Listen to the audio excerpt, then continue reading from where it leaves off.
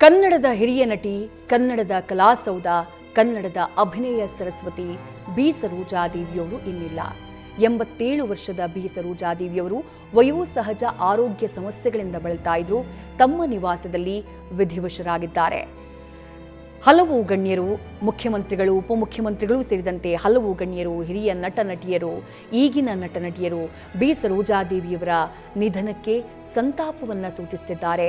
ಅವರು ನೆಟ್ಟಂಥ ಆ ಇತಿಹಾಸ, ಅವರು ಸೃಷ್ಟಿ ಮಾಡಿ ಹೋದಂಥ ಆ ಇತಿಹಾಸವನ್ನು ಸ್ಮರಿಸುತ್ತಿದ್ದಾರೆ.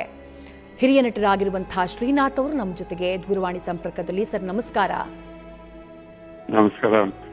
ಈಗ ತಾನೇ ಗೊತ್ತಾಗ್ತಾ ಇದೆ ಹೇಳಿ ಸರ್. ಇಲ್ಲ ಅಂತ ಬಹಳ ಶಾಕಿಂಗ್ ನ್ಯೂಸ್. ನಿಜ ನಿಜ ನಿಜ. ಅಂತಹ ಒಬ್ಬ ನಿಜ. ಯಾವ ರೀತಿ ಸ್ಮರಿಸ್ತೀವಿ ಸರೋಜಾದೇವಿಯವರನ್ನ ಈ ಸಂದರ್ಭದಲ್ಲಿ? ಇದು ಹೇಗಿತ್ತು ಅಂದ್ರೆ, ಸರೋಜಾದೇವಿಯವರ ಸಂಬಂಧ ಇವಾಗ ನಮ್ ಲೈನ್ ಹ್ಯಾಕ್ ಕಟ್ಟಾಗೋಯ್ತು, ಹಾಗೆ ಕಟ್ಟಾಗೋಗಿದೆ.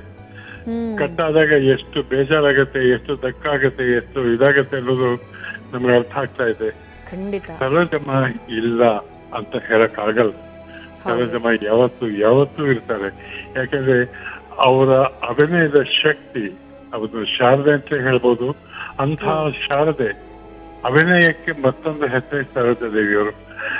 ಅಂತ ನಗುಮುಖ ಇದೆಯಲ್ಲ, ನನಗೆ ಬಹುಶಃ ಅವರ ಮೊದಲನೇ ಸಿನಿಮಾಯಿಂದ ನಾನು ನೋಡ್ತಾ ಇದ್ದೆ.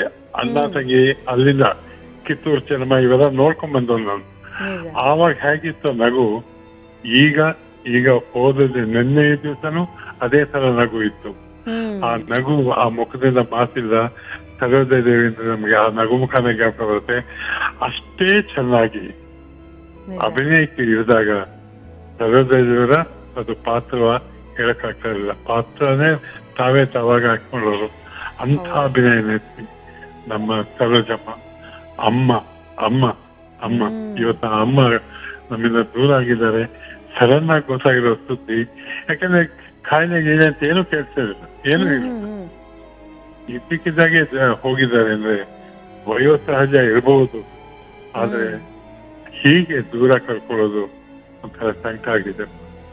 ದೇವರು ಅವರ ಆತ್ಮಕ್ಕೆ ಶಾಂತಿ ಕೊಡ್ಲಿ, ಅವ್ರ ಮನೆಯವ್ರಿಗೆ ಆ ದುಃಖ ಬರೆಸೋ ಶಕ್ತಿ ಕೊಡ್ಲಿ. ಇಡೀ ಜನತೆಗೆ, ಇಡೀ ಭಾರತದ ಜನತೆನೆ ಸರೋಜಮ್ಮನ ಯಾವತ್ತೂ ಮರೆಯಲ್ಲ. ಅಂಥ ಅಮ್ಮ ನಮ್ಮ ಸರೋಜಮ್ಮ. ದೇವರವರ ಆತ್ಮಕ್ಕೆ ಶಾಂತಿ ಕೊಡ್ಲಿ ತಾಯಿ.